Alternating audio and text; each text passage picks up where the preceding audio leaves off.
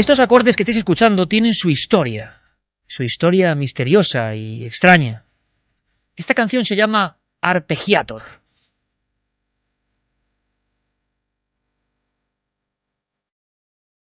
Y no puede haber otra canción entre las 2000 o 2500 que componen el archivo sonoro de Milenio 3 para esta noche. ¿Y sabéis por qué? Porque hace 30 años un artista viajó a un mundo prohibido. El primer artista occidental que daba una serie de conciertos en China, Jean-Michel Jarre. La escena que yo tengo en mente es este sonido en Pekín y en Shanghái, el maestro galo lanzando láseres y cosas que parecían del futuro, aparatajes extrañísimos que surcaban los cielos y generaban fantasmagorías, y miles, cientos de miles de ciudadanos chinos, algunos vestidos con trajes grises, con una gorra de plato exactamente igual, mirando asombrosos y mirando absolutamente alucinados, como si estuviesen viendo el espejo del futuro. Aquel hombre misterioso, Jean-Michel Jarre, tocaba su música, les concentraba en diferentes ciudades y se producía un extraño ensalmo, una especie de magia. Esa magia la queremos para nosotros esta noche. El momento álgido fue esta creación especial, Arpeggiator, sonido del cosmos.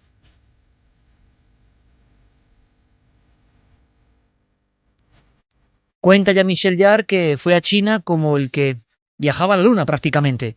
Sabíamos muy poco hace 30 años de China, pero la gran pregunta es, ¿sabemos algo más hoy en día? ¿Sabéis algo de las famosas pirámides chinas? ¿O de los Zopa, el pueblo de las estrellas?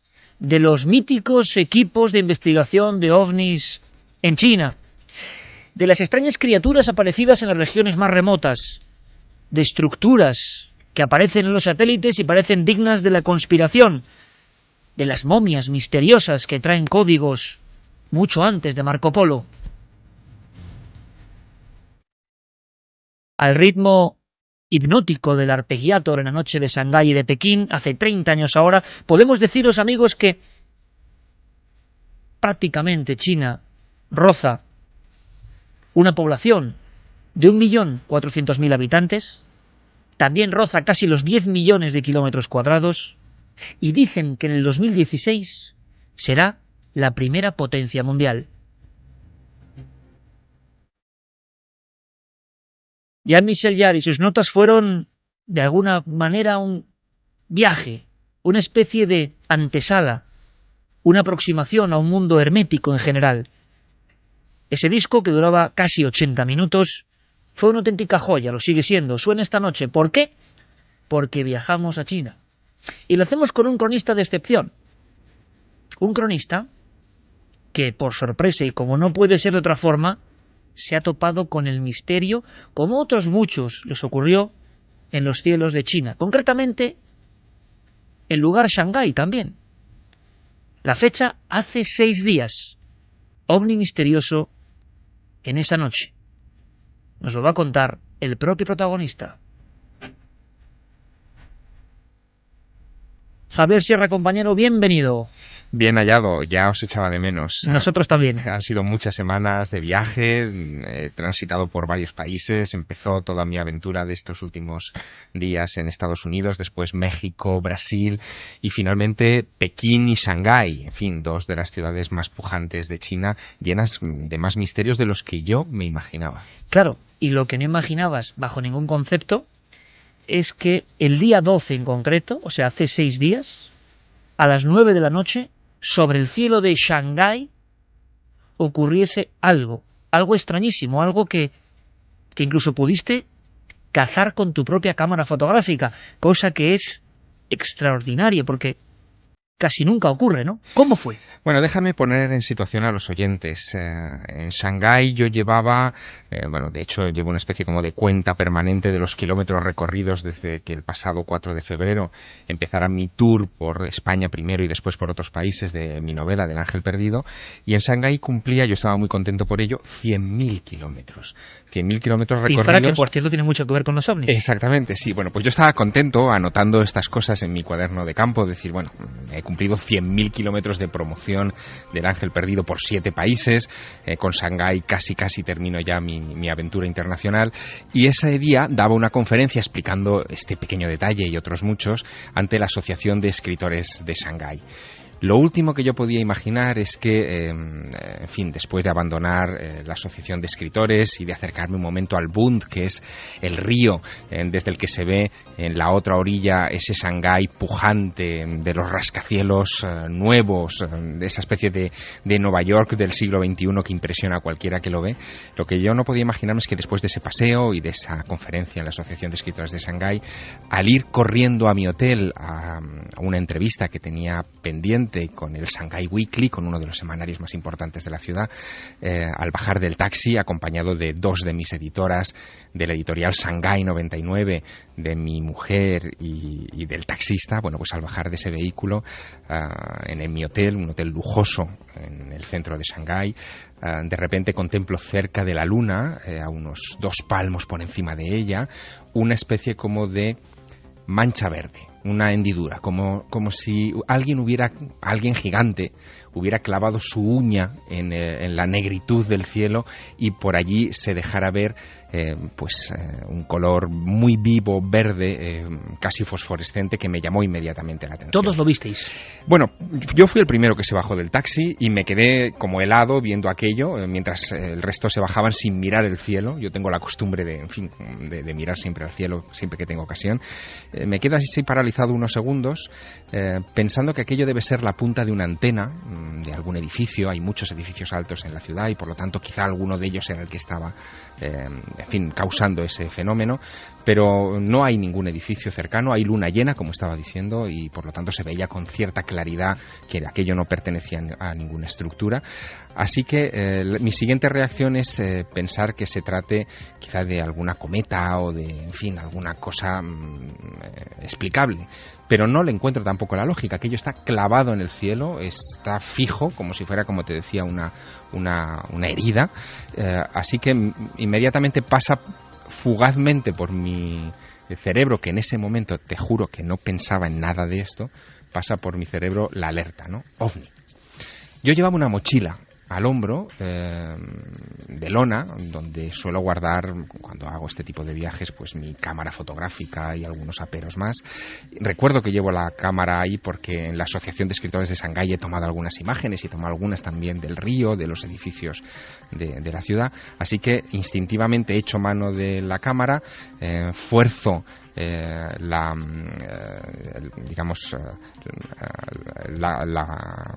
película, que no es película, es digital, pero la sensibilidad a 1600 ASA, lo máximo que da ese equipo, y con el zoom, que es un 200, es un zoom mediano pero interesante, clavo la lente en aquella muesca.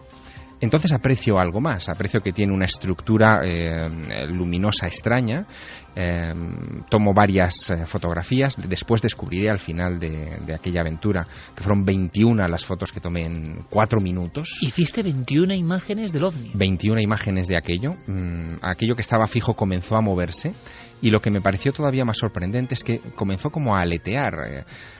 Me dio la sensación de ser una especie de medusa. Por un momento pensé que era algo vivo. Llegué a bromear incluso con mis editoras, comentándole, hombre, estamos viendo un dragón, podía ser un dragón chino, ¿no?, de estos que hablaba todas las crónicas antiguas chinas. Ellas se miran un poco perplejas. Una me dice, bueno, claro, tanto hablar de misterios y finalmente nos hemos tropezado con el misterio. La otra no me hace demasiado caso, está más preocupada del periodista que me está esperando de Shanghai Weekly dentro del hotel, así que se va a por él. Yo le digo, por favor, dile a ese periodista que salga, porque tiene que ver esto. Así que tomo otra serie de imágenes más. O sea, que son varios minutos, Javier, delante de aquella cosa verde. Yo calculo con unos 5 o 6 minutos por lo menos, hasta que finalmente aquella muesca verde, como te digo, comienza a descender, a moverse un poco, a aletear, o bueno, yo distingo en un par de ocasiones como si hubiera algo ahí alrededor, y finalmente pues se va alejando hasta que desaparece, es decir, se lo traga como la noche, ¿no? no vuelve a dar señales de vida. De hecho, en la entrevista que después tendré con el periodista yo se lo comento, porque el hombre no ha salido. Cuando le pregunto por qué, me dice que él se dedica a cultura, que no se dedica a otras cosas. Aquella respuesta me deja un tanto perplejo. Frialdad china, de la que hablaremos. Sí, como te puedes imaginar.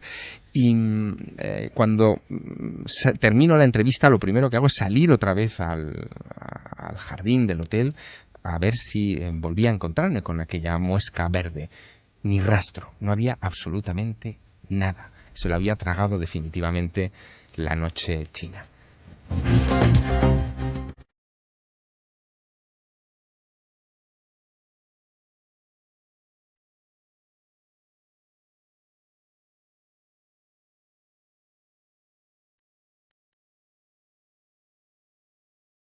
1:42, viaje a China. Santiago Camacho, buenas noches, compañero. Buenas noches, sí. Vamos a visitar, ¿cuál es la región más prohibida, más llena de secretos, donde últimamente, y incido en eso, últimamente parece que pasa de todo? Pues está cerca, casi de la frontera con Mongolia, en la zona oeste de China, se llama Xinjiang. Y efectivamente, allí pasa de todo y efectivamente es una región prohibida. Es una región prohibida por muchas razones. Tiene muchos misterios de los que hablaremos. Es, curiosamente, el equivalente a la Nevada, al estado de Nevada en China. Es donde se han tenido lugar las pruebas nucleares, donde hay la mayor concentración de bases militares secretas. Y además, encima, es una región que, bueno, con la etnia nativa, el gobierno chino tiene serios problemas porque hay un importante movimiento independentista que una y otra vez es reprimido y no les gusta que haya occidentales o extranjeros en general pululando por allí. Seguro que muchos amigos y amigas que escuchan nuestro programa en todas las partes del mundo, y creo que ahora Javier nos va a dar una sorpresa, se acuerdan en las noticias de esa especie de, telaraña terrestre, surcos, caminos, pistas, nadie sabe qué, pero algo que parecía como un poco secreto y que los satélites de Google Earth habían localizado. ¿Sabemos algo más de todo eso? Está precisamente en la misma zona que se habla de las pirámides chinas míticas y de otras muchas historias de la antigüedad y de lo que parece presente. Comenzamos. En nuestra nave estamos todos preparados para iniciar un viaje a ese mundo todavía hermético, prohibido y seguro que fascinante. Un sonido. Una voz. Una investigación. Milenio 3. Iker Jiménez. Cadena SER.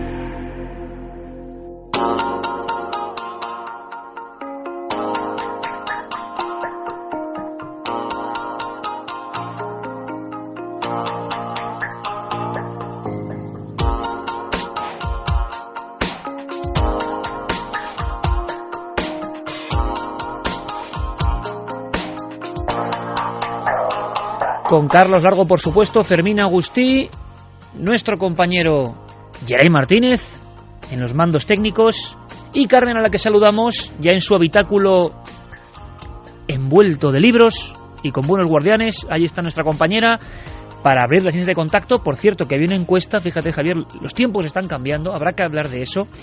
Doy un dato más, hoy es el último programa del año, hoy es el último programa. Ya no volveremos hasta el 2012, si Dios quiere. Tenemos 2 semanas en las que habrá especiales en la cadena SER, así que hoy nos despedimos de todos vosotros. Si tenéis quizá cosas que preguntarnos o queréis mandarnos algún mensaje de una forma especial, pues en la tercera hora haremos cosas muy interesantes. Va a haber además dramatización, creo que vamos a disfrutar. Pero había una encuesta muy curiosa lanzada sobre si se escuchaba más o cómo escuchaba nuestro público Milenio 3 a través del receptor de radio o de internet. Hay sorpresas y por supuesto vías abiertas con encuesta nueva. Carmen, buenas noches. Buenas madrugadas, Iker. ¿Cómo va todo por ahí? Muy bien, me imagino. Todo fenomenal. Cuéntanos. Mira, estaba escuchando a Javier. Hola, Javier. Hola, muy buenas noches, Carmen. Hola, Santi. Buenas noches. Y escuchando a Javier, yo recordaba que esta misma semana había sacado una noticia de un exministro chino, Sun Xili, que dice que los extraterrestres están caminando entre nosotros. Y hablabais de pirámides chinas. Ajá. Y luego, si queréis, os lo comento. Porque asegura este exministro, que ha tenido acceso a información confidencial, que se esconde algo bajo un misterioso complejo que es una de esas pirámides, en concreto la pirámide de Xiangyang. Yo no lo pronuncio muy bien, pero luego si queréis lo comentamos. Esta noche vamos a meter mucho la pata pronunciando nombres chinos. Bueno, tú ya seguro. sabes un poco de chino. Algo. Pues me parece fantástico, Carmen, porque esas dos noticias, esos dos epicentros del misterio, ovnis y pirámides, van a ser clave. Abrimos líneas de contacto. Abrimos líneas de contacto y también la encuesta de la semana, Iker. El debate de la semana en Milenio 3. La pregunta, ¿crees que China dominará en breve el mundo? Ya han votado muchas personas y nos dicen que sí el 60,5%, contra el no un 39,5%. Y abrimos líneas de contacto Milenio 3 con número @cadenaser.com, www.cadenaser.com, donde nos dejan los mensajes segundo a segundo, y también la nave del misterio, que busquen en Facebook, en Twitter y en Google+. Tenemos 3 regalos, no podía ser de otro modo: cine asiático, Encontré al diablo, Gantz y Perfect Answer. Bueno, perfecto, pues ahí está. Por cierto, la encuesta de Internet acabó como cerca de un 75% o por ahí, ¿no? Más o menos. Eso es, 75% que nos escuchaban a través de Internet. Bueno, pues me comenta ahora mismo nuestro compañero Carlos Largo que en muy breves instantes estarán algunas de las pruebas, de las fotografías que logró obtener Javier Sierra, que creo que es un testigo de excepción de ese objeto volante identificado. Cierto es que en Shanghái habían pasado algunas cosas, y cierto es que los informativos, lo escuchamos, Javier, hablaban de ovnis. Bueno, hablaban de ovnis, pero vinculado a algo que yo pensé que podría ser una de las explicaciones del fenómeno, porque se hablaba de un falso ovni que fue visto 2 meses antes, casi exactos, el 14 de octubre de 2011, cuando varias cometas iluminadas por LEDs, por, en fin, estas luces tecnológicas de última generación tan llamativas, habían sido confundidas con ovnis en Shanghái y en los alrededores. Si te parece, escuchamos ese boletín de noticias y lo comentamos. Lo escuchamos. El pasado lunes por la noche en Shanghái, muchos habitantes se congregaron intrigados alrededor de unas extrañas luces que volaban por el cielo. Sin embargo, el avistamiento ovni era provocado realmente por cometas equipadas con luces LED. Siento curiosidad por el objeto, no sé qué puede ser. Se mueve como un avión y cambia su color de rojo a verde alternativamente. Las cometas son muy grandes, miden casi 6 pies de ancho y tienen unas 280 luces LED. Iban haciendo como flashes de luz de diferentes formas y estampados. Estas cometas brillantes son mucho más fáciles de descubrir que otras muchas estrellas por la noche.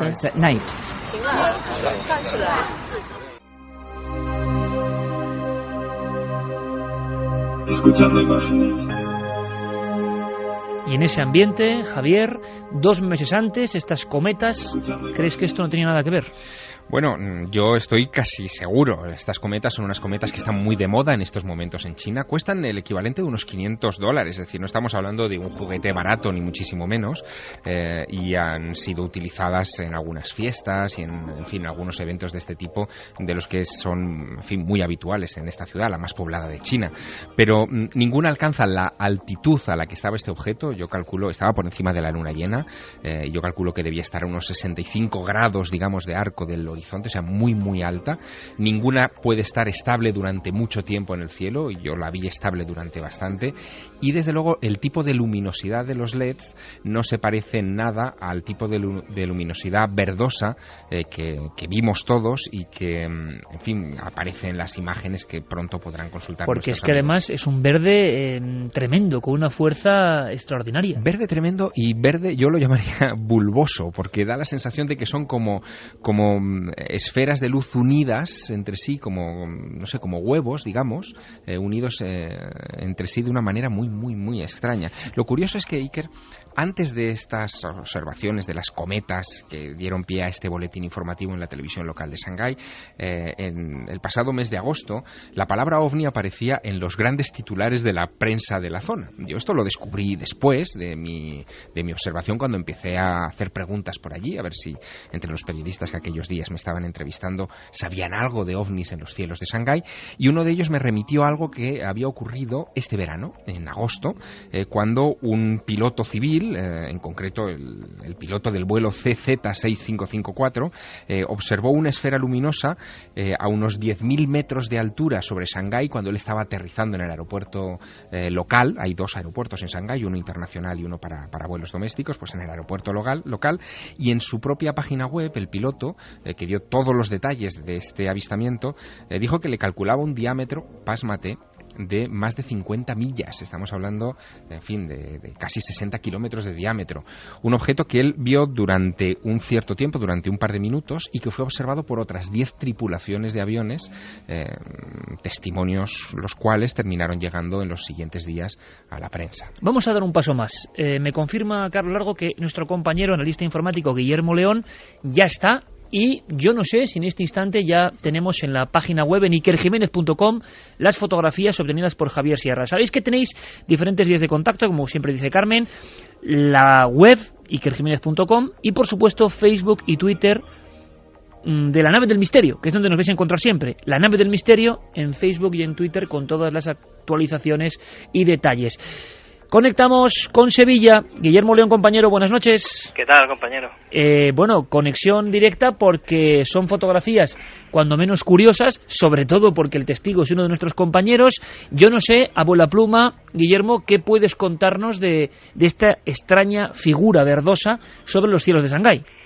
Pues la verdad es que estamos todavía viendo los resultados, porque las hemos analizado hace unos minutos. De hecho, en las redes acaban de estar disponibles. Y bueno, pues conversando con Javier esta tarde, pues no hemos llegado a un posible origen. La verdad es que son bastante extrañas, ¿no? Curiosas, porque aquí lo importante es que Javier y otras personas estaban haciendo contacto visual con el objeto. O sea, no es un objeto que aparece a posteriori como casi siempre, ¿no? Exactamente. Incluso, bueno, verán nuestros oyentes que las fotografías no tienen... Yo le reclamaba a Javier alguna fotografía que tuviera algún elemento, una referencia visual, ¿no? Pero bueno, la fotografía, tal y como él me relataba, pues es una fotografía que estaba en un ángulo bastante alto, por encima de la luna. Vamos a colgar una recreación también del cielo de Shanghái de esa misma noche, y la verdad es que no podemos afinar el tamaño que podía tener este objeto. Lo que sí nos llama la atención, y lo hemos comentado, es la tonalidad verdosa, y la ausencia de una estructura, que es que no la hemos encontrado, la verdad. No has podido, digamos, indagar en el interior de esos bulbos o globos de luz que hay, ¿no? No, y de hecho las fotografías que están ya disponibles las hemos ampliado lo máximo posible, las hemos procesado, porque bueno, los originales estaban un poco movidos, y lógicamente Javier con un teleobjetivo pues demasiado logró no captarlo, y bueno, me apoyé en la espalda de una de mis editoras para que me hiciera de trípode, porque no llevaba trípode, obviamente, y le pedí que no respirara, ¿no? Vamos a hacer una cosa, compañeros.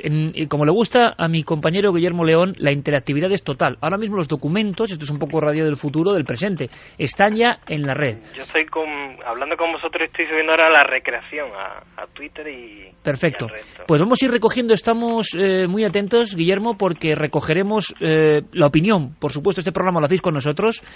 Personas que puedan saber de algún tipo o artilugio. Vamos a intentar identificar el objeto, si es posible. Recogemos información y conectamos en unos minutos. ¿Te parece? Venga, de acuerdo. Gracias, Guillermo. Un abrazo. Pero fíjate de cosa más curiosa, Javier. Mucho antes de estructuras que volasen, mucho antes incluso de esas cometas que se han puesto de moda, mucho antes existían unas cometas que el pueblo de los Zopa lanzaba al viento en lo que se llamaba Festival de las Cabezas, y en muchas había mensajes. Estas personas lanzaban primitivísimas cometas, las hacían volar, y a veces ponían un mensaje como, dicen los especialistas, volved a nuestros hermanos perdidos. Un mensaje como de súplica para que los dioses que habían visitado la zona regresasen de los cielos. De toda esta historia muy de astroarqueología nos quedan algunos documentos. Zopa o Dropa, pueblo de las estrellas. Es una curiosa conexión entre el futuro, lo que ha pasado hace 6 días, y algo que parece muy asentado en la mente de los chinos y en la antigüedad. La visita de algo exterior con forma antropomórfica. Bueno, a raíz de esta experiencia insólita en los cielos de Shanghái, que ahora pueden contemplar por primera vez nuestros oyentes esta noche a través de las redes sociales y de ikerjimenez.com, vamos a hacer un salto, vamos a dar un salto en los orígenes del misterio de los ovnis visto desde la perspectiva oriental. Pocas veces se hace. Vivimos en Occidente, creemos que toda la cultura orbita en torno al Mediterráneo y que solamente lo que viene de este lado del mundo es lo que importa. Y nos olvidamos de que hay historias, quizá escritas en caracteres difíciles de entender, en lenguas que nos son ajenas, de una mentalidad que no es la propia. Que hay otros mundos que están en este. Exacto, que tienen también este tipo de historias. Y una de ellas, extraña, increíble, objeto de muchas controversias, mucha polémica, es esta que tú estás evocando ahora de los Zopa o los Dropa en China. Hay que viajar hasta una región entre China y Tíbet, a las montañas de Bayan Karaula, donde, según nos cuenta la historia, un profesor de arqueología de la Universidad de Pekín, Chiputei, fue el primero con un grupo de estudiantes en visitar la zona y explorar una serie de cuevas en las que había indicios arqueológicos aparentemente interesantes. Lo que descubrió fueron un montón de cuerpos enterrados allí, de aspecto homínido, de aproximadamente 1,35 m de altura, gran cabeza, que en principio identificaron como alguna clase de mono, de gorila o algo por el estilo, pero que inmediatamente se dieron cuenta de que estaban enterrados de manera inteligente, de manera humana.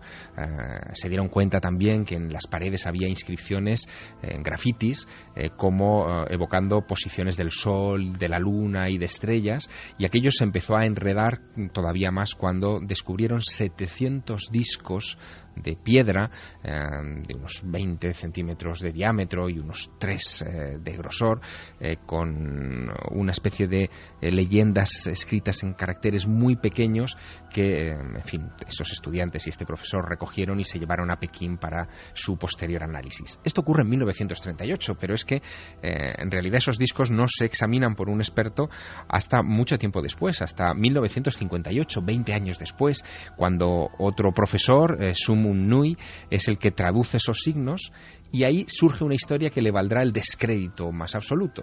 Esa historia cuenta que, en fin, los Dropa son una gente que vinieron en un gran vehículo estelar que había cruzado el universo, que se había estropeado, averiado en las montañas del Tíbet, que ellos se habían visto obligados a esconderse en esas cuevas y poco a poco a mezclarse con la población de alrededor, y que eran una especie de exiliados a la espera de que alguien de su lugar de origen volviera y los rescatara. Una historia de novela, increíble, pero que ha ido dejando piezas aquí y allá muy extrañas, muy controvertidas en diversos museos, cosas que después han desaparecido, incluso huesos de esos cadáveres que había encontrado Chiputei en 1938, y que a fecha de hoy siguen configurando un panorama difícil de creer, pero fascinante. Y de cosas fascinantes vamos a hablar y vamos a aprender. De inmediato viajaremos a la actualidad, porque Santiago Camacho nos tiene que contar algo más de esas superestructuras que han asombrado al mundo y que han sido noticia. Noticias vienen ahora, las noticias del misterio en la cadena SER, y además novedades, y muchísimas. Un caso de supuesta combustión, el hallazgo de una ciudad en España sumergida. ¿Qué ha pasado con el bosón de Higgs o partícula de Dios? Todo eso en apenas 4 minutos.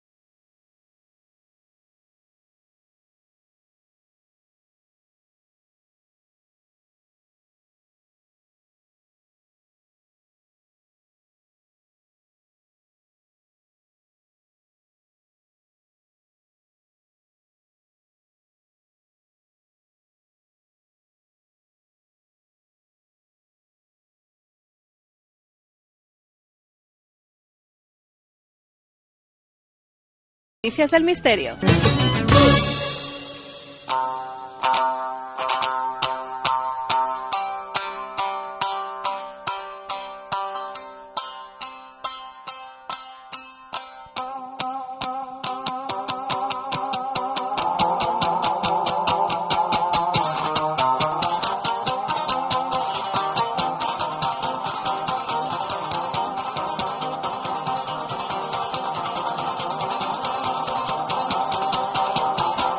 Dos y 5 minutos, regresamos con las notas de Tembi, míticas ya, que pone Jeremy Martínez, para volver a entrar en ese gran rincón del mundo, inmenso, con zonas de misterio.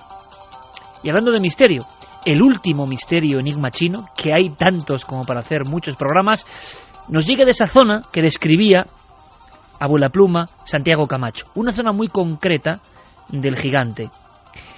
De repente los informativos de medio mundo se despachaban con un hallazgo a vista de satélite. Google Earth acaba de hacer un descubrimiento fascinante en una zona desértica china. Los satélites captaron estas imágenes estampados en forma de cuadrícula en un lugar remoto de China. Todavía no está esclarecido quién hizo aquellas líneas y por qué, pero se especula que podrían formar parte de una especie de campo de entrenamiento militar. Si se mira de cerca, incluso se pueden ver edificios destruidos y aeronaves entre las estructuras.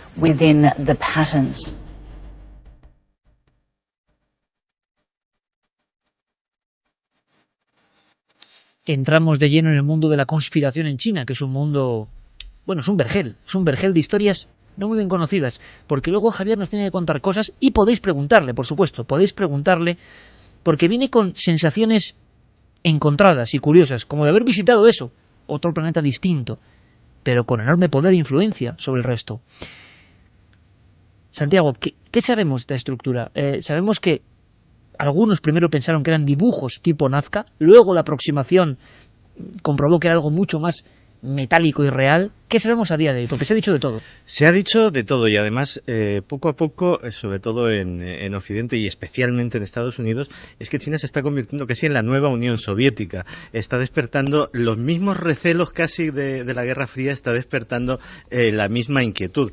Y efectivamente, apenas a mediados del mes pasado, apenas unos días después de que se diese la noticia que comentamos aquí, de que unos jóvenes, unos estudiantes de la Universidad de Georgetown, habían, después de 5 años de estudio, determinado que el arsenal nuclear chino podía ser muchas veces superior al que se había estimado hasta ahora y que existía una gran muralla secreta formada por túneles, en los cuales, túneles de decenas, de centenares, quién sabe si de miles de kilómetros, por los cuales se podían mover las cabezas nucleares chinas, pues de repente observadores completamente aficionados, haciendo aquello que hemos visto aquí muchas veces, de mirar Google Earth a ver qué te encuentras, de repente se encuentran con esto en mitad de Xinjiang, muy cerca del desierto del Gobi, muy cerca de la frontera con Mongolia. La zona más misteriosa. La zona más misteriosa, la zona más prohibida primero porque hay una gran cantidad de instalaciones militares sensibles, prohibida porque hay una etnia, los uigures, que digamos que se consideran y son étnicamente diferentes al resto de los chinos, consideran aquello su territorio y pues como sucede con los kurdos y con tantas otras etnias, tienen un movimiento independentista importante que no es tolerado por las autoridades de Pekín. Entonces digamos que el acceso de extranjeros justamente a esa provincia es como poco complicado. Y efectivamente las imágenes, las tengo aquí delante algunas, son bastante desconcertantes porque de repente en mitad de esa zona desértica te empiezas a encontrar un trazado geométrico, como de calles, como de pistas. Efectivamente pueden recordar a las pistas de Nazca, pero por ejemplo cuando se empezó a hablar de que fue un área de entrenamiento militar, muchos internautas en los Estados Unidos, por ejemplo, empezaron a comparar este trazado de calles con calles de ciudades estadounidenses, no fuera que se estuviese planeando invadir los Estados Unidos y aquello fuera una simulación de una ciudad real. Hay otros que son, se ha descubierto que esto forma parte de un complejo mucho más amplio. Hay otra figura que son una serie de círculos concéntricos muy parecida a lo que sería una diana.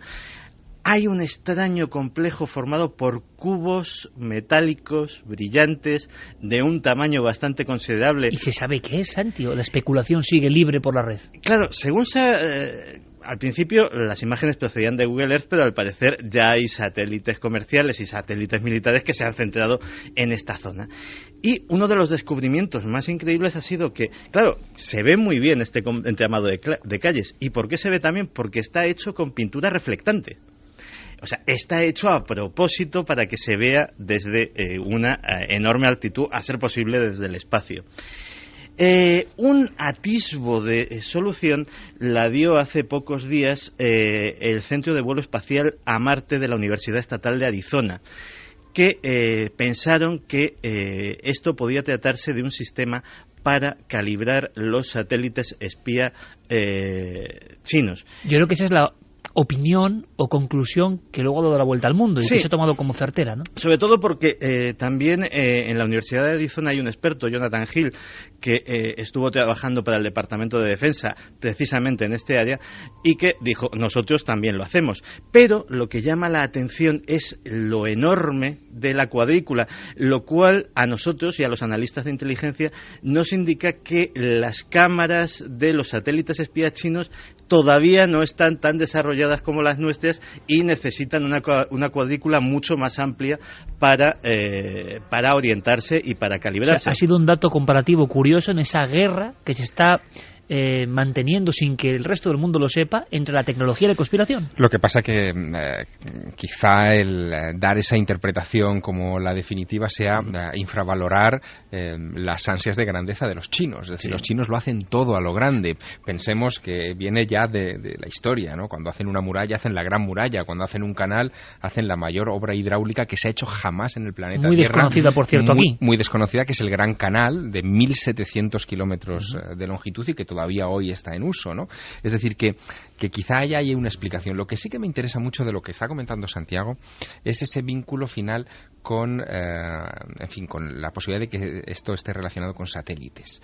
Porque la gran paranoia que en estos momentos se está debatiendo en altos círculos de Estados Unidos y de Rusia es el salto al espacio de los chinos. Pensemos por un momento, y de esto casi no se habla, que los chinos son la única potencia, aparte de la antigua Unión Soviética y de Estados Unidos, que lo iniciaron en los 50 con la carrera espacial, que ha llegado a poner hombres en órbita, fuera del espacio.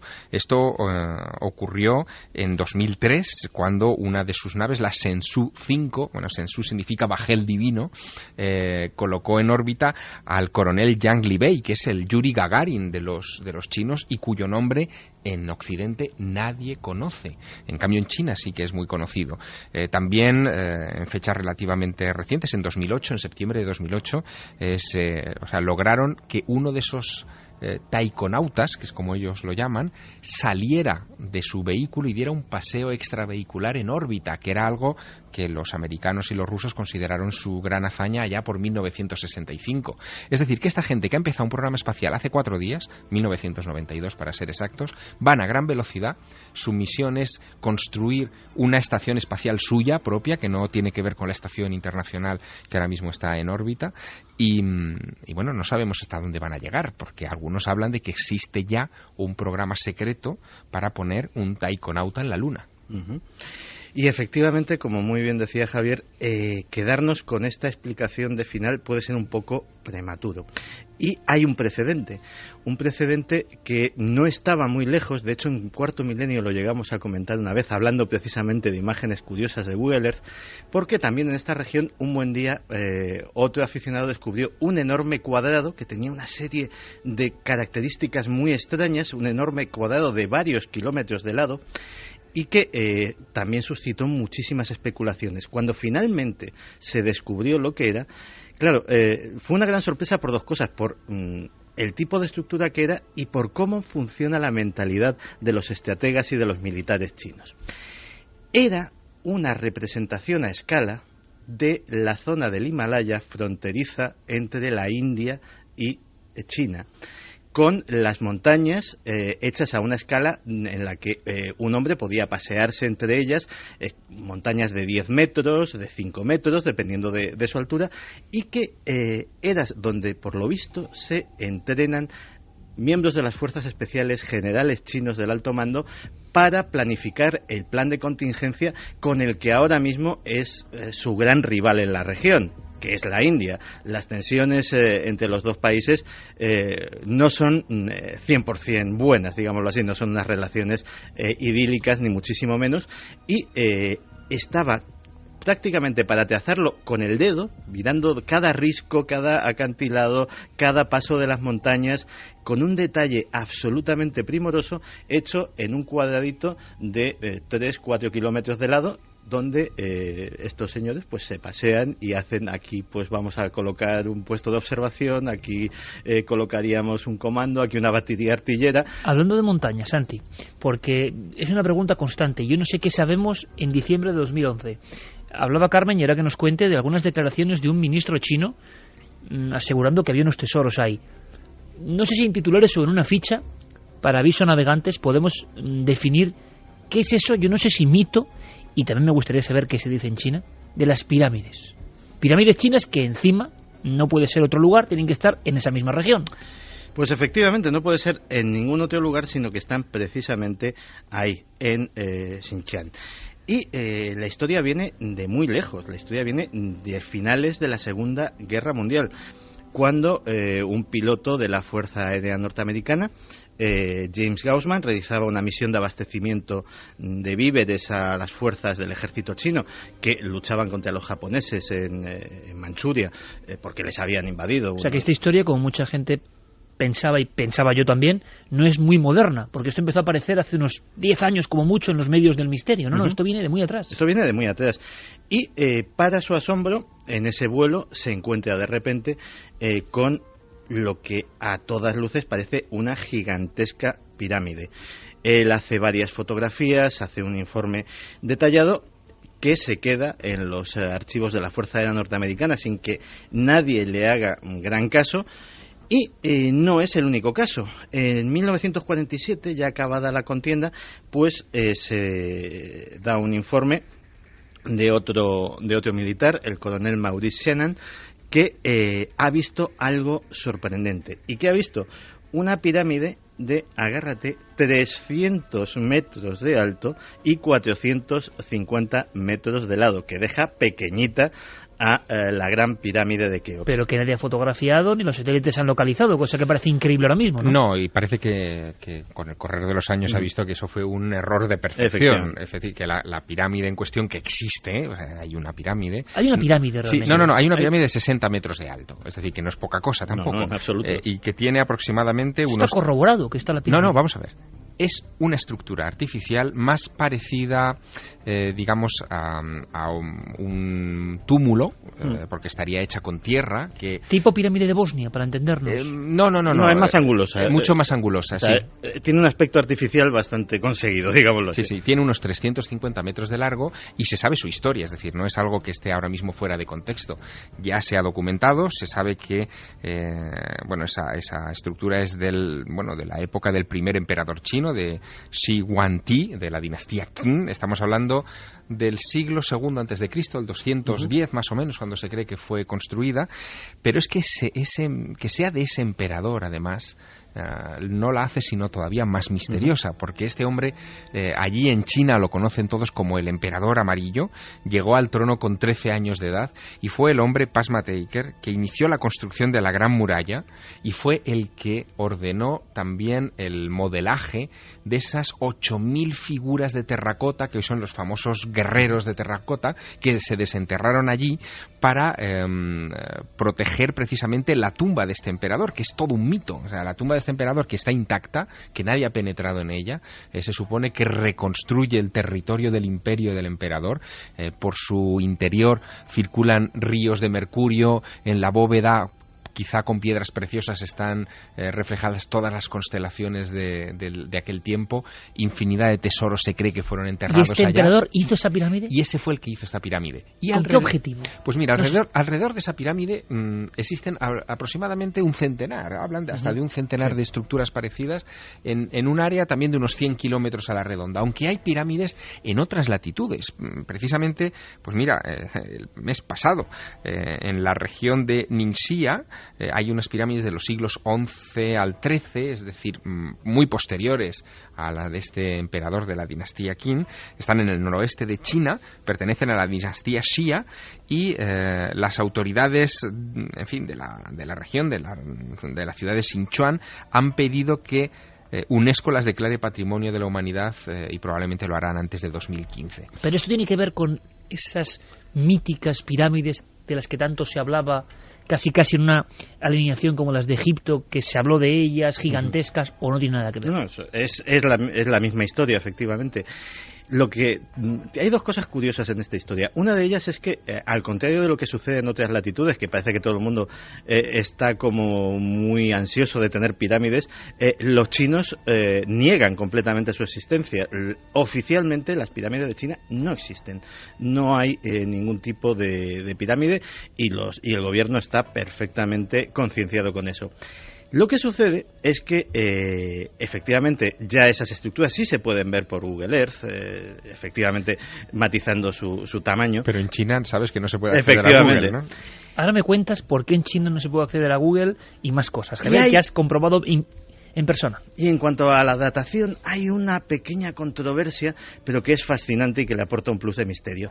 En la década de los 70 un equipo británico consigue colarse de rondón en la provincia, diciendo que se iban a dedicar a cualquier otra cosa, que eran miembros de una ONG o cualquier excusa por el estilo, y examinan la estructura.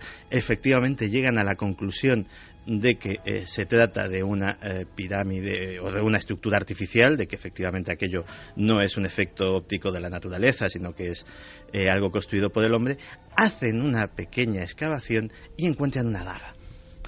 La daga la sacan de contrabando del país y acaba, como tantas cosas sacadas de contrabando de muchos países, en el Museo Británico, donde hacen una datación. Y la fecha que les sale es sorprendente, porque esa daga sería muy anterior incluso al propio emperador amarillo, 8.000 años de antigüedad. O sea, puro neolítico. Y es puro neolítico en una época en que al mítico Otzi de los Alpes le faltaban miles de años todavía por nacer, en que las culturas occidentales pues evidentemente estaban a años luz de... Y que nadie hacía dagas. Efectivamente. Ese es el gran misterio de esa pirámide, que no existe según el gobierno, y de esa daga que está allí en una vitrinita del Museo Británico, esperando que alguien encuentre la solución al enigma.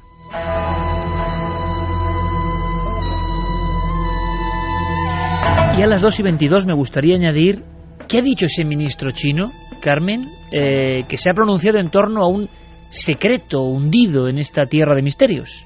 Sí, se ha pronunciado además porque, fíjate, en esta ocasión sí que es el propio gobierno chino el que está estudiando la pirámide de Xiangyang, que así se llama, porque creen que es una estructura construida por alguna civilización, pero no saben por cuál. Ahora mismo hay un equipo financiado por el gobierno que está explorando esa pirámide. O sea, que de cara afuera dicen que no hay nada y luego ellos investigan. Efectivamente, es que además yo tengo delante las fotografías, se parece mucho a las pirámides mayas porque tienen arriba lo que ellos llamarían una pista de aterrizaje. No es como las pirámides de Egipto que acaban en punta, sino que esta está Roma, tienen como un cuadrado arriba, y están estudiándolo porque han encontrado además una especie de tuberías que se adentran en esas pirámides, lo cual le da todavía más extrañeza a esa construcción que creen que puede ser humana, pero de la que no saben absolutamente nada. Que cuidado con el ministro, porque es el mismo que ha dicho, que igual tiene toda la razón en todo, no lo sé, pero que es el mismo que ha dicho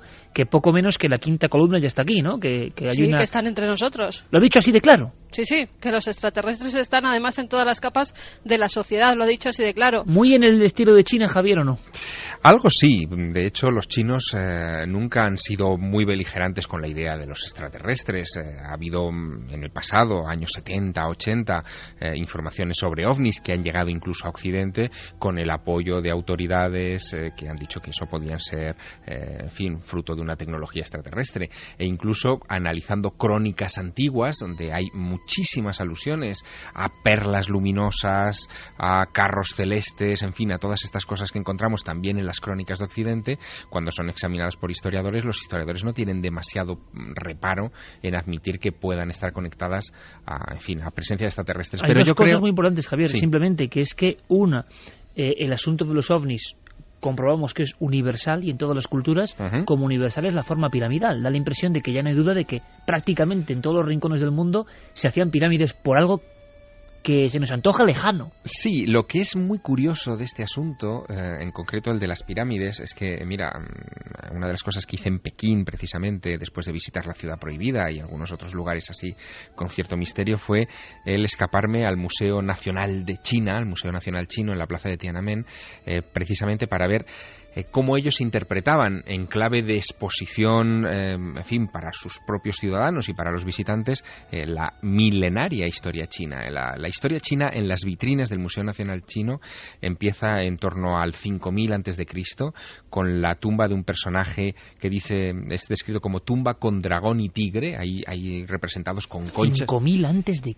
5000 a.C. hay un personaje enterrado de aspecto alto, es decir, de unos 76 o 77 de altura, que ya desconcierta mucho para esa época, rodeado de dos... Es un gigante para esa época. Es un gigante para esa época, efectivamente, rodeado de dos representaciones encastradas en el suelo, hechas con conchas de mar, una de un dragón y otra de un tigre.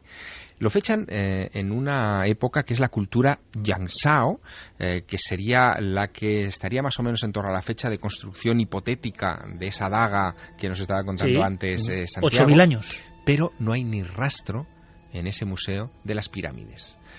No hay ninguna reconstrucción, ninguna fotografía, en fin, es como un hueco que hay en la interpretación del propio pasado chino. No, como decía Santiago, no las tienen en consideración, al menos en la lectura oficial en el impresionante Museo Nacional de China. Y en ese museo que has visitado, Javier, y que podemos visitar contigo gracias a tus palabras, porque desconocemos tanto, esa es la gran impresión que tenemos, ¿no? No ha cambiado mucho el mundo, bueno, sí, el mundo ha cambiado muchísimo, pero no la percepción de Occidente respecto a China. 30 años después de esos conciertos y de Michel Jarre con los que empezábamos, 3 décadas y sigue el mismo hermetismo, el mismo misterio. Cuando uno va por esos museos, vitrinas, se encuentra sorpresas que, como el arte auténtico y el arte arqueológico sobre todo, tienen la facultad de despertar cosas muy especiales en el hombre que los mira con el ámbito, la sensación de lo sagrado. Te has encontrado, sobre todo, una pieza, te ha llamado la atención, de inmediato más hablado de ella, una pieza de un prodigioso y fiero halcón de esa misma época, que es rarísimo. Exacto, es un halcón también del 5000 a.C., que está en esa primera sala del museo en la que se empieza a construir la historia de China y que es prodigioso. El tallado está a la altura de los Horus egipcios, pero que se tallaron, en fin, 3000 años más tarde. Que eso lo encontremos ahí con apenas una inscripción en la base, fechando el estrato en el que fue encontrado, pero sin ninguna explicación más, es sorprendente. También es sorprendente otra pieza que vi unas salas más adelante y que pertenece al siglo I a.C., al año 55 a.C. Es algo que seguro que muchos de nuestros oyentes habrán visto en algún libro de texto, cuando a veces se cita alguna cosa de este estilo en alguna revista, pero que al ver el objeto real a mí me impactó. Se trata de un sarcófago hecho de jade y oro, de aspecto humanoide. Son pequeñas planchas que configuran todo el perfil de un ser humano, desde la cabeza, los hombros hasta los pies, todo perfectamente envuelto en jade, y que me hizo durante un tiempo meterme en el misterioso, y eso daría juego para incluso un programa entero, en el misterioso mundo del jade. El jade es una piedra singularísima. Era la piedra de los dioses en la antigua China. Sabes que en China no se la llamaba así. El nombre de jade se lo dio un médico sevillano en el siglo XV, Nicolás Monardes. Él usaba la piedra a raíz de los primeros intercambios comerciales con China para curar enfermedades de riñón, y la llamaba la piedra de Ijada, de ahí viene lo de jade, pero en China se le llama Bi. Ese es el nombre, y se la utilizaba como elixir de vida, por ejemplo, la mezclaban con mijo y se llegaba a ingerir, a comer, y un médico del siglo IV, Ko Hung, dijo que si se colocaba oro y jade en las 9 aperturas que tiene el cuerpo humano, cuando ha muerto, este no se corrompe, lograban la incorruptibilidad, y lo quizá hacían eterno. por eso, Javier, y ahora lo contaremos, se han descubierto extrañísimas momias en algunos puntos de China, sobre todo en la zona del misterio, que ahora comentaremos, con piedras misteriosas. Momias misteriosas muy bien conservadas, algunas rubias, y con piedras. Vamos a hacer una cosa, en este momento en que estamos ordenando la historia, volvemos al presente y a la fotografía, porque no podemos olvidarnos, queremos saber qué opina nuestra audiencia de las imágenes que Guillermo León ya ha colocado en la web, en ikerjimenez.com, en Twitter y en Facebook. Carmen, ¿qué se comenta? Pues mira, María Amaro nos dice tiene forma de ala delta, aunque me recuerda a algún tipo de avión militar por el perfil de las alas, como un Nighthawk, un avión de espionaje, dice ella. ¿Será una nebulosa tóxica o radiactiva? Isabel Muñoz se lo preguntaba. Es por eso, ala delta, avión espía, nebulosa tóxica. Tres cosas totalmente distintas. Está muy bien, ¿no? La percepción humana. Hay más. Aisha dice, hola milenarios, tiene forma de boomerang y se distinguen como luces circulares en cada lado de este. Son increíbles. Tomás Gil, un boomerang luminoso es lo que parece realmente, pero a saber qué es exactamente. Alberto Aillón, ¿no es posible que sea algún tipo de iluminación proyectada al cielo? Con la elevada contaminación que hay en Shanghái, no creo posible que sobreviva ningún dragón. Nos lo pone como anécdota. David Gila Blázquez dice no tiene pinta de cometa de LEDs. Parece una estructura muy lejana y grande. Por cierto, no había visto nunca el término Ebony. Hablan del término Ebony en algunos otros mensajes. ¿Bien podría ser alguna nube de insectos o algo similar? Bueno, todas las ideas son interesantes, no sabemos lo que es, por eso es un objeto volador no identificado, pero lo cierto es que estuvo durante casi 4 minutos quieto, sin variar de forma. Fue en los últimos 2 minutos de la observación, en el momento en el que este empezó a modificarse, y cuando hizo esa especie de aleteo que a mí me llamó muchísimo la atención, hasta que finalmente se lo tragó la negrura de la noche de Shanghái. Ahora, la foto es espectacular, ¿eh? O sea, sea lo que sea, el contraste entre ese cielo opaco y el verdor bulboso que decía Javier Sierra componen un cuadro misterioso donde los haya. Bueno, sea lo que sea. También de rots. Es imposible que sea un rot, ¿no? Un insecto que se haya colado. Lejano, ¿no? No, un insecto tan lejano no, porque eso estaba a una distancia, en fin, bastante considerable de nosotros, y estas imágenes se obtuvieron gracias a que llevaba el zoom encima, si no hubiera sido una muesca pequeña en el cielo. ¿Y qué más preguntan sobre China nuestros amigos y cómo va la encuesta? Pues sobre China opinan que hay que esperar al futuro. Los amigos chinos dominan el mundo ya, dicen que no hay que esperar. Paco ni 2016 ni nada, ¿no? Que ya están dominándolo. José Bertomeu dice, trabajo en el sector de energías renovables y en Europa y el mundo entero tenemos un problema con el mercado chino, como en otros cualquiera. No creo que China llegue a ser la primera potencia mundial, ya que no es un sistema sostenible. Se basa en unas subvenciones del gobierno para poder hacer productos de bajo coste, pero no mucha calidad. Cierto es que tienen alta tecnología, pero no es lo que a ellos les interesa exportar. Un saludo y va a ser triste no teneros hasta 2012. Bueno, son poquitos días. Os echaremos de menos también. Por cierto, que Santi ha hecho un gesto, no decir cuál, diciendo que no, que eso no. Muy brevemente, Santi, por favor, ¿por qué no? ¿Lo de baja calidad te refieres? Sí, es que, vamos a ver, nosotros podemos tener muchos la falsa idea de que la producción china es lo que nos encontramos en los bazares regentados por orientales que todos tenemos casi en la puerta de nuestra casa, la mayoría de nosotros. Pero no nos olvidemos, cosas hechas con una precisión y una calidad como los tablets que ahora mismo tenemos encima de la mesa, los ordenadores que están en nuestros despachos, los smartphones que llevamos en nuestro bolsillo, etcétera, etcétera.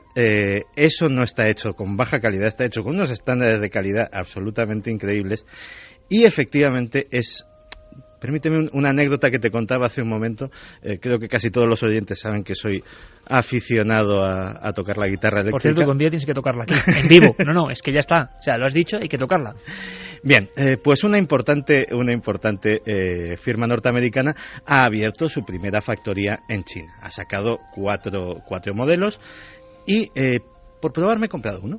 Digo, voy a un precio absolutamente irrisorio, el más barato de toda la gama de esa marca, que pasan de 1.000 euros normalmente las guitarras que fabrica, y yo me esperaba, o casi confiaba de alguna forma, encontrarme algo, bueno, pues un juguetito, lo miro, lo entretengo y luego lo pongo en eBay y lo vendo. Algo a nivel de lo que dice la leyenda, ¿no? Efectivamente. Los acabados, las pinturas, todo es de una calidad, de un primor que asusta, sobre todo asusta por el precio que ha costado. Si hay algo que yo he aprendido en esta visita a China es que los chinos no tienen ningún interés en conquistar el mundo. Ellos están a gusto donde están, produciendo lo que producen. Evidentemente tienen ideas de expansión comercial como la han tenido a lo largo de toda su historia. Desde Marco Polo. Sí, pero ellos mismos se consideran a sí mismos, a su propio pueblo, como un pueblo no beligerante, no belicoso. Ellos dicen que nunca han declarado la guerra a nadie, que siempre los han tratado de invadir y que, por supuesto, han puesto los mecanismos de defensa oportunos, que la propia idea de la Gran Muralla refleja exactamente su mentalidad. Ellos construyen una barrera defensiva, pero no pusieron allí una barrera de cañones, sino que simplemente no querían que entrasen y ya está, que los dejasen tranquilos. Así que, desde ese punto de vista, si la conquista se produjera, si el dominio se produjera, sería un dominio comercial, pero no bélico. Yo creo que en ese sentido no tenemos que temer. Más mensajes. Vamos con más mensajes que nos decían, por ejemplo, si puede ser un orbe. Sergio del Castillo, esos ovnis. Un orbe, no tiene pinta. Sabemos que no es además redondo y no lo estarías viendo tú en el cielo. ¿Y la encuesta? Raquel Mejías decía que cree que es una cometa con LEDs, de esas que van con radiocontrol, que se cortaba. Vamos con la encuesta si quieres. Vamos allá. Vamos a ver lo que nos dicen en ikerjimenez.com. Puedes seguir votando. ¿Crees que China dominará en breve el mundo? Pues la gente lo tiene claro. Sí, 61,1%, no 38,9%. Pueden seguir votando en la página y también nos pueden seguir escribiendo en milenio3 con número @cadenaser.com, www.cadenaser.com, y en Facebook y en Twitter en la nave del misterio, que está muy animado esta noche. Están comentando mucho las fotografías y dando la enhorabuena a Guille por subirlas tan rápido. Porque a las 2:36 puedo decirlo.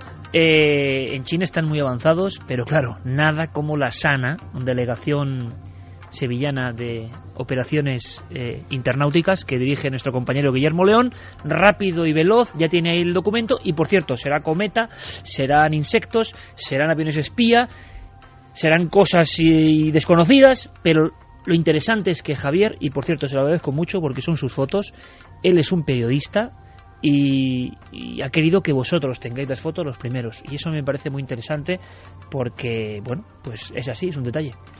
Bueno, hay más detalles. De hecho, yo me he llevado algunas impresiones que me permito comentar en el programa. Cuenta esa anécdota maravillosa. Porque es tremendo. Mi gira por China, mi viaje a China, fue para presentar La cena secreta, Mimi Wanchan, que es como se titula allá en ese país, en su versión en el idioma del chino simplificado. Y hice varias presentaciones en el país, pero la primera, quizá la más entrañable, también muy concurrida, la sala se llenó hasta la bandera, fue la presentación que hice en el Instituto Cervantes de Pekín.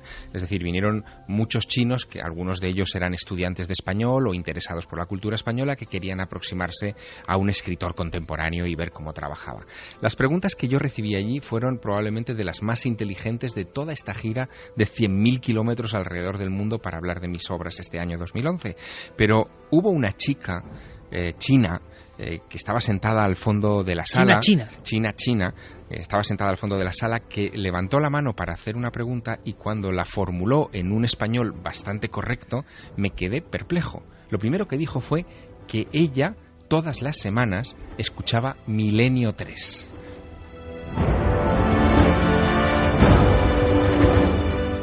Después pidió que tradujeran La España extraña, uno de mis primeros libros, al chino, cosa que hizo que los ojos de mi editora pasaran de rasgados a redondos en cuestión de milésimas de segundo, pero me llamó muchísimo la atención ese detalle de que nos había buscado en la red, que estaba interesada en los temas que contaba y que estaba allí en el Instituto Cervantes aquel día, no solo porque era estudiante de español y fascinada por la cultura española, sino sobre todo porque era oyente y seguidora de los misterios tal y como nosotros los enfocamos en este programa. Es increíble e impresionante, porque hay mucho interés, por ejemplo, por las conspiraciones. Luego seguiremos vagando entre la antigüedad y el presente. Conspiraciones. Ahora me cuentas, Javier, por qué en la red hay ciertas limitaciones que sorprenden. Gratuidad por un lado, pero por otro hay páginas vitales que no les dan importancia o que dicen están incluso prohibidas. ¿Podríamos resumir, Santi, cuáles son en China las grandes conspiraciones? Porque nos podemos llevar sorpresas hoy.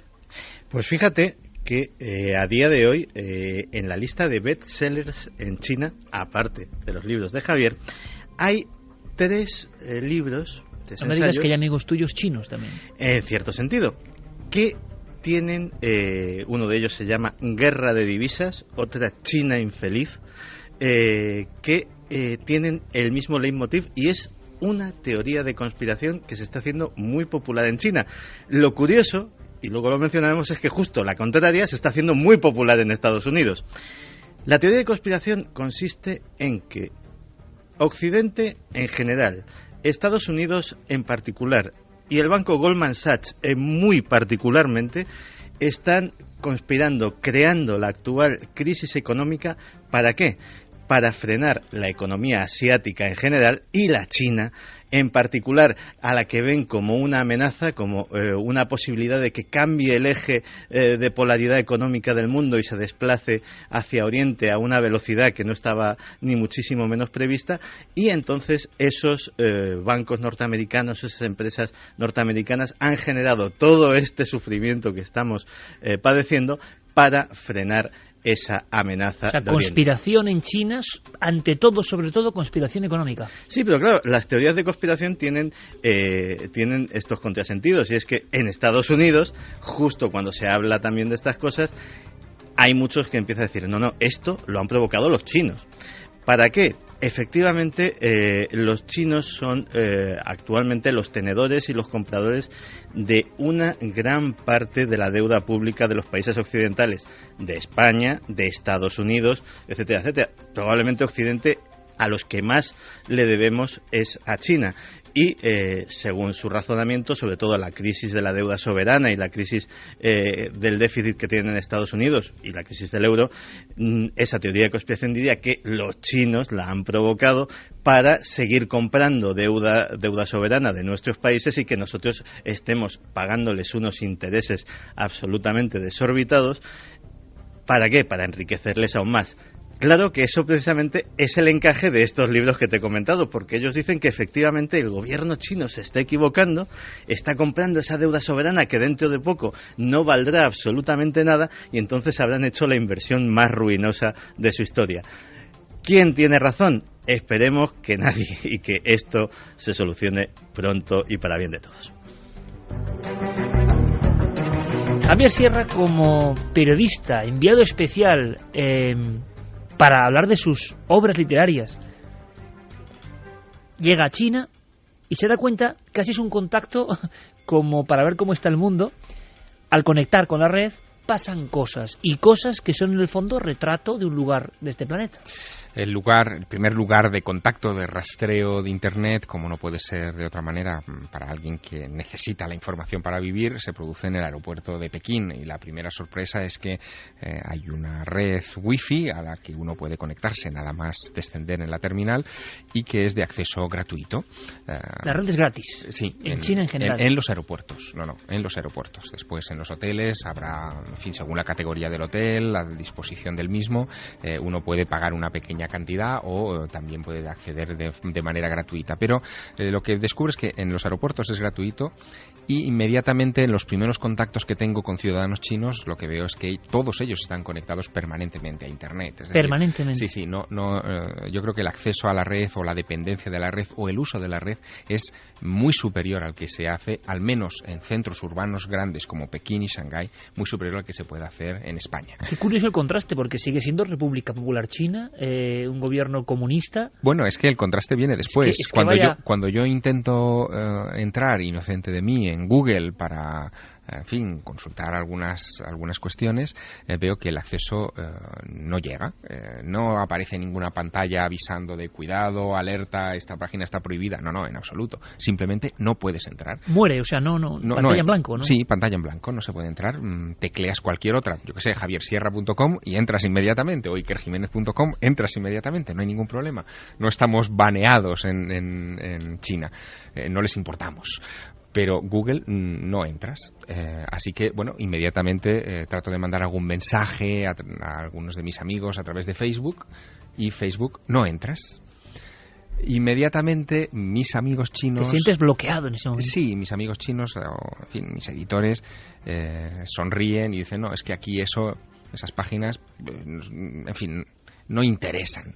No, se puede entrar, uno puede comprar un programa por apenas $20 al año que te permite sortear los subterfugios del gobierno chino para no acceder a esta información y podríamos acceder, pero es que no nos interesa. Nosotros tenemos nuestra propia Google que se llama Baidu, el símbolo es como la pata de un oso panda y ahí buscas lo que tú desees. Evidentemente busqué referencias a cosas que yo conocía para ver si eran las mismas que aparecían en Google. No, la gradación es distinta, hay cosas que no aparecen y otras que sí. Y Facebook allí lo tienen sustituido por otra cosa que es más parecida a Twitter, es una mezcla de Twitter y Facebook que se llama Weibo y es lo que usan los millones de chinos. Y Twitter, Google o Facebook no interesa, pero porque el Estado ha estado duro ahí y ha convencido a la gente, porque la gente lo cree de verdad o porque es muy seguidor de lo que dice el Estado. Hay dos cosas. Por un lado, el Estado no ha favorecido que estas empresas hayan entrado en China porque consideraban que no iban a tener control sobre ellas y que por lo tanto podría darse una información errónea sobre este asunto. Pero es que tampoco a los chinos les emociona especialmente Google. Por ejemplo, yo pensaba que iban a tener una sensación como de carestía, de orfandad, ¿no? No poder entrar en Google. No poder entrar y les importa un pimiento. Exacto. Y eso lo que marca es la enorme diferencia de mentalidad. Nosotros seguimos viendo el mundo desde una perspectiva europeocentrista o desde el punto de vista de Occidente, ¿no? Estados Unidos, Canadá, Europa, Rusia como mucho. Pero allí a los chinos aquello les da igual. Ellos tienen su cultura, su galaxia, sus temas de interés, sus fuentes de documentación. No hay globalización en ese aspecto. Hay una globalización muy curiosa. Ellos sí nos conocen a nosotros. Es decir, conocen nuestra cultura, conocen nuestra literatura clásica. Yo podía hablar con prácticamente cualquier chino, pues no sé, de Miguel de Cervantes y el Quijote, y ellos conocían la referencia. Pero cuando ellos te hacían alguna pregunta del estilo de ¿y qué escritor clásico chino conoce usted?, no le sabes responder, porque lo que sí que he descubierto en este viaje, y eso me ha dejado muy maravillado a la vez que preocupado, es que en nuestro sistema de enseñanza, en nuestro concepto de cultura, China no aparece, no nos han explicado China. Es como bueno, no nos han explicado casi nada. Sí, pero en ese casi nada uno puede entender más o menos a Estados Unidos, puede entender más o menos hasta Australia, puede entender hasta la división, la partición de África, pero de China, ¿qué sabemos? ¿Sabemos poner en orden más o menos las dinastías chinas? ¿Fue antes la dinastía Qin o la dinastía Ming? No tenemos ni idea. Y no sabemos que hay grandes personajes en la historia de China que, en fin, circunnavegaron incluso el planeta mucho antes de que lo hicieran los europeos. Y uno de ellos, al que tampoco se recuerda especialmente, es un poco la historia del prenauta español, es Zheng He, el Colón chino. Bueno, el Colón chino es mucho más que un Colón chino. Allí no se llama Zheng He, allí se llama Chang'e, que es... Veo que has tomado buenas clases. Sí, allí es como lo pronuncia. Bueno, claro, a fuerza de yo mencionárselo a ellos y que pusieran cara de, no sé, de noruegos, pues finalmente me explicaron que no se llamaba Zheng He, sino Chang'e.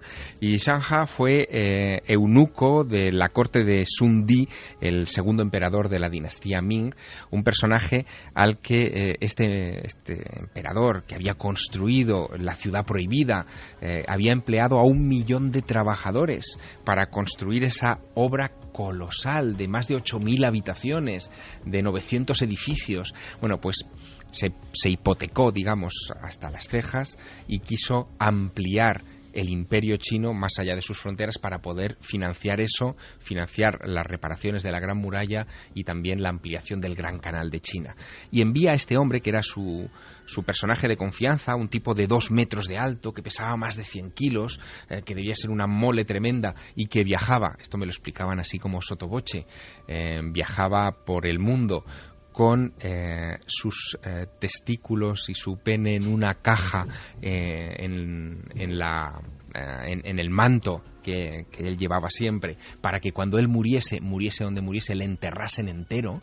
Bueno, pues este personaje fue el que se puso al frente de lo que allí se llamó la Flota del Tesoro. La Flota del Tesoro era una empresa de tamaño titánico que zarpa... Con embarcaciones increíbles, por cierto, parece, ¿no? Sí, sí, bueno, datos que superaban todo lo conocido en cuanto a la navegación del mundo en aquel momento. Bueno, para que te hagas una idea, esta flota zarpa el 5 de marzo de 1421 y el timón de los barcos madre, porque había como grandes portaaviones seguidos de pequeños juncos que hacían las veces de barco satélite para el aprovisionamiento, etcétera, el timón era de 10 metros de altura. La niña, la carabela de Colón, era poco más grande, o sea, la más pequeña de ellas era un poquito más grande. Podían transportar 2.000 toneladas de carga. Aquí hay un dato muy interesante que enseguida vamos a hacer la comparativa. Bueno, pues las galeras venecianas, era la flota en 1421 más importante del mundo, nos habían explicado. ¿Mundo occidental? Sí, sí, pues las galeras venecianas podían transportar 50 toneladas. O sea, que los superaban.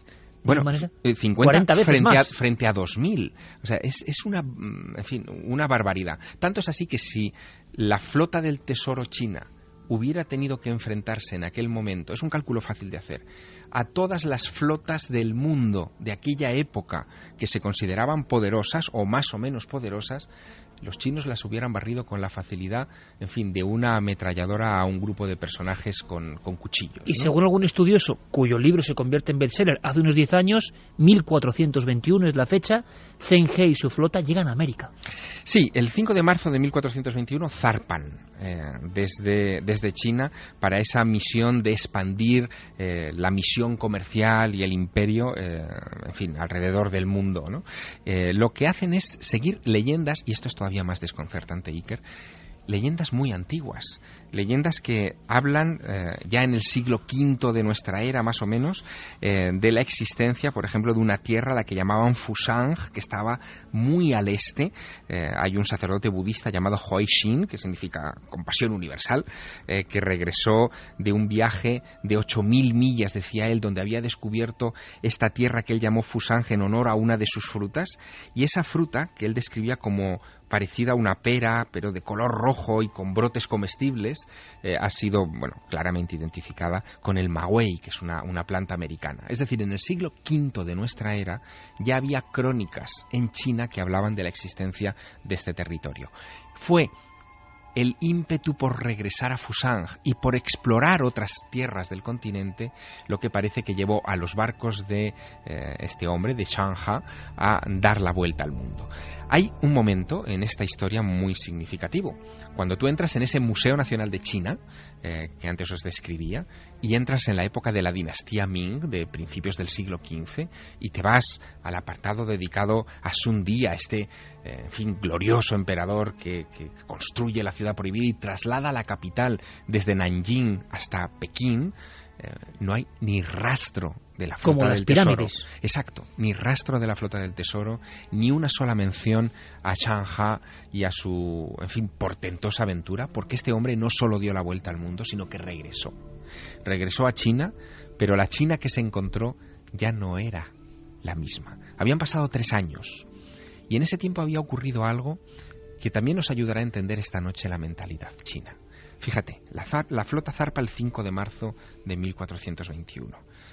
2 meses más tarde, el 9 de mayo de ese año, un rayo impacta contra la ciudad prohibida la flamante, recientemente estrenada Ciudad Prohibida e incendia varios de sus palacios y templos fundamentales.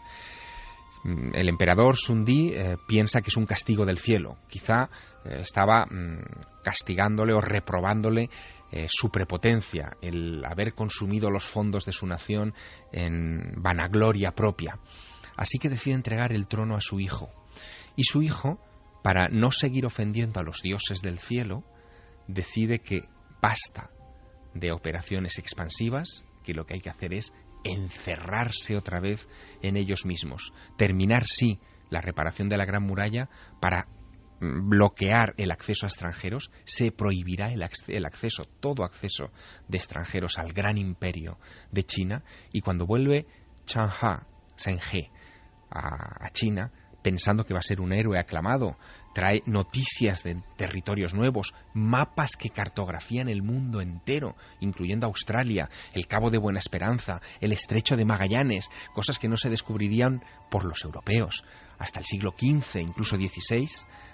Este hombre es apartado de toda función pública, destinado a una de las regiones más remotas del imperio a morir con una pequeña pensión y todo su material prácticamente destruido.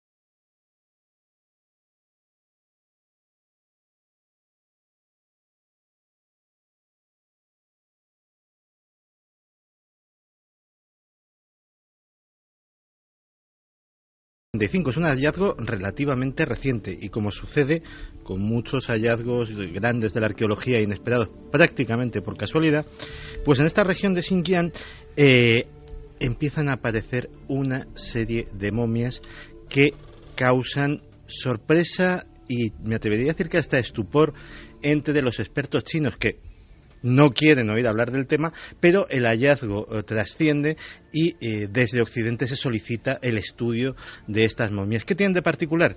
Básicamente que son occidentales. Estamos hablando de momias de 4.000 años de antigüedad, de hombres y mujeres de aspecto céltico. Rubios, pelirrojos, con trenzas, tanto ellos como ellas, con tatuajes en el rostro, en el caso de los varones, vestidos con tejidos de lana, ricamente adornados, con bordados. Efectivamente, casi todas estas momias presentan la presencia de piedras de color verde, jade, lapislázuli y azul, como ajuar. También llevan bolsitas con semillas, porque es un pueblo agrícola, es un pueblo de agricultores, y les dan esa bolsa de semillas para que puedan seguir sembrando en el más allá. Llevan vestimentas ricas para aquella época, llevan botas de piel, llevan guantes en algunos casos. Y la verdad es que esos rostros de ojos redondos, de narices aguileñas, de pómulos angulosos, evidentemente no son orientales para nada. Y eso es precisamente lo que hace que sean otro de los malditos de la arqueología china. Pero es que hay muchos. En este caso por una razón política. Antes hablábamos de los uigures. Los uigures dicen que son sus antepasados. Entonces, ¿para qué queremos más? Todos sabemos que muchos pueblos que reclaman la independencia pues se agarran muchas veces a la arqueología para fundamentar sus razonamientos. En el caso de los uigures se han agarrado a estas momias, con lo cual el gobierno chino no quiere saber absolutamente nada de ellas. Milagro fue que en su día National Geographic realizase un maravilloso documental sobre el tema, que prácticamente fue el que lo dio a conocer al gran público en todo el mundo. Pero de momento es algo sobre lo que se pasa absolutamente de puntillas. Se procura estudiar lo menos posible. De hecho, prácticamente todos los estudiosos que solicitan y que consiguen de alguna manera tener acceso a estas momias, sobre todo al hombre de Cherchen, que es la mejor conservada, son occidentales, son realmente los más interesados en ello, y sucede que además son momias absolutamente naturales. La altísima salinidad del terreno, la sequedad, estamos hablando probablemente de la zona más alejada de una costa que haya en todo el planeta, la escasez de precipitaciones y el método de enterramiento que efectivamente dejaba conductos por los cuales se podía colar el aire y de alguna manera curaba los cuerpos, hacía que se secasen naturalmente, casi como lo sucede aquí con los jamones, por poner un ejemplo que entenderemos absolutamente todos, pues han hecho que sean no solamente las momias, sino los ajuares unos de los mejores conservados del planeta. Santi, pero olvidas una cosa, quizá todo eso es, pero ¿y el jade o las piedras y conocimientos secretos que afirmaban que daban la eterna juventud? Pues mira, por cerrar el bucle a 2 minutos de los servicios informativos, sabes que uno de los objetos más clásicos de China son los discos de jade que recuerdan a los de Bayan Karaula, precisamente. Los más antiguos, los primeros, son de la cultura Lianzhou, pásmate, del 3400 antes de Cristo. Es decir, que estamos hablando de una cultura que ya jugaba con discos extraños, mágicos, que se enterraban encima del pecho o de la cabeza de los difuntos sin saber todavía a fecha de hoy exactamente la función por lo que lo hacían. La sensación es que sigue siendo un mundo de sombras, en la historia, en el presente y en el futuro. Nosotros lo que hemos querido en este dossier es conocer un poco más, arrojar luz y siempre aprender cosas nuevas en torno al gran gigante que dicen gobernará el mundo o lo está haciendo ya. Misterios de China y solo una porción. Espero que os haya gustado. Ahora las noticias con nuestros compañeros de los servicios informativos y después más Milenio 3.